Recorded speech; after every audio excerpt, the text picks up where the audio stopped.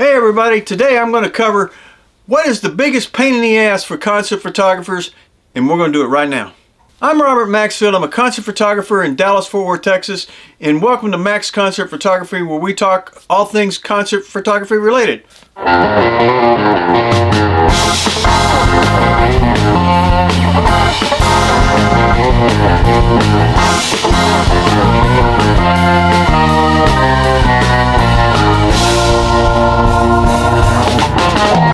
One of the biggest pain in the asses for concept photographers is changing lenses at a concert. A lot of times it's dark, a lot of times it's crowded, a lot of times there's movement and people bumping into you, there's people digging around your stuff.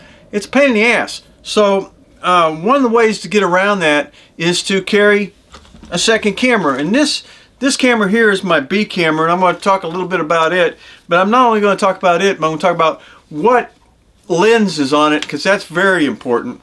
And then sometimes I carry a C camera.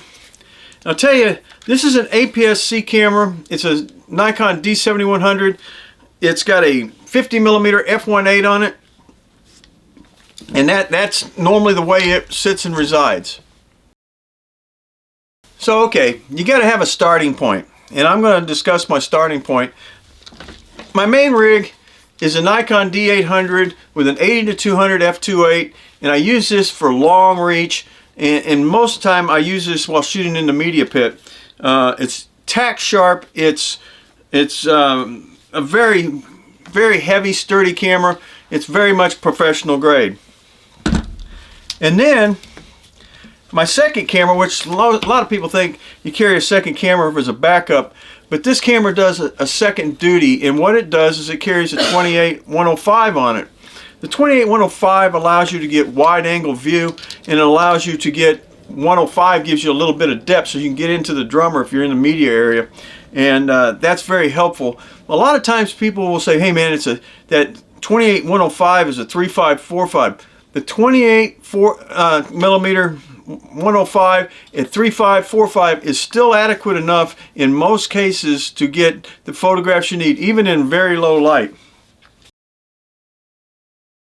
And in this rig, which I carry sometimes as a second and sometimes it's a third, is an APS-C camera. It's got a 50mm 1.8, the nifty 50, which in Nikon it comes out to be about, normally it would be considered 75mm, but don't worry, these kind of lenses and these kind of things are available in Canon, Sony, Nikon, Pentax, Olympus, the same kind of ranges across all kind of manufacturers. So it's not just inherent to one brand. So why not use just the 50mm f1.8? And it gives you a lot of it's wide open. It gives you a lot of room to do that. The problem with it is it's set at one focal length. You have one set distance, and you have to move your feet and move around in the pit to get photographs, to change depth or angles. And that's a problem because you're in there with other people. Sometimes it's very small. Sometimes it's just a pain in the neck to do that. That's where the 28-105 gives you the capability to being wide. It also gives you some depth, so you don't have to physically move from where you're standing or sitting in some cases. But this gives you a little bit more range. It does tax you a little bit by not being quite as fast, and it is not the sharpest lens in the world, but it is very good and very accurate. As I was saying, one of the things about it is it's a 28mm, so it's not as wide. And I know a lot of people are saying, hey Bob, you know, why aren't you using a 24-70? One of the big things about the 28-105 is its cost.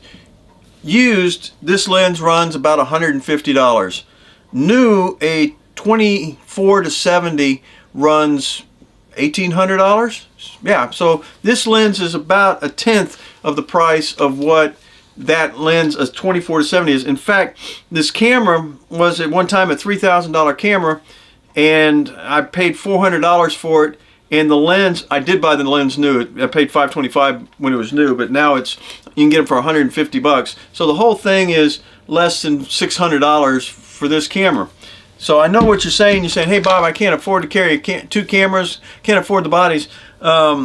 Sometimes when you go and you look in the used cameras, you can find something that will work and is compatible with what you already got without having to break the bank. So it's a very important thing to have two cameras, because thus it cures the pain in the ass, which is changing lenses, because you don't have to. It makes it simpler. So what I'm going to do now is I'm going to take and show you some photographs taken with this lens and let you see what it actually can do and what its performance is. It's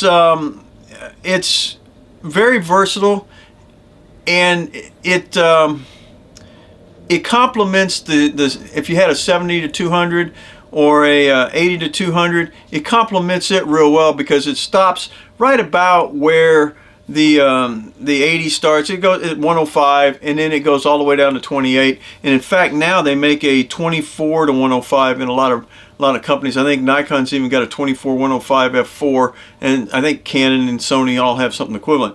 Now, one of the things it also does, there's a great lens that's come out a couple years ago, I guess now, called the 35-150 from Tamron f2 f2.8, and but it's expensive too. So if you spend a lot of money on it, $1,700,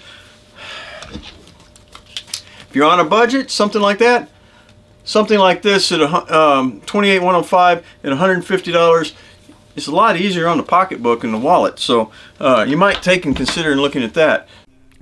This photograph is of Uncle Lucius at the Levitt Pavilion in Arlington, Texas. It is a nighttime outdoor concert, and if you look at the settings, there's nothing exotic here. It's all pretty well normal. So this is what this thing does.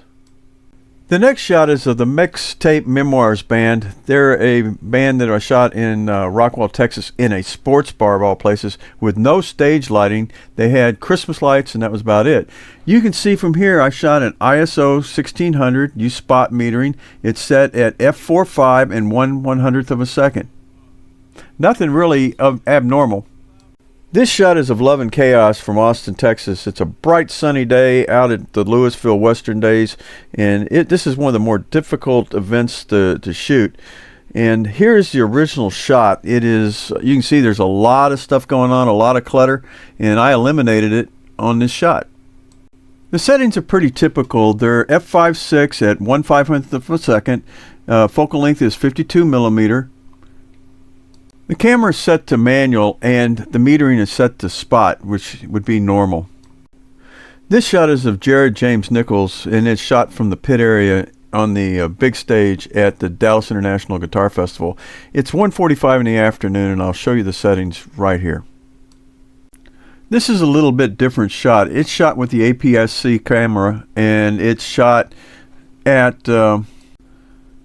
the settings of 1600, because I'm going in and out of the dark auditorium to the light stage outdoors, and it's shot at a 2,000th of a second.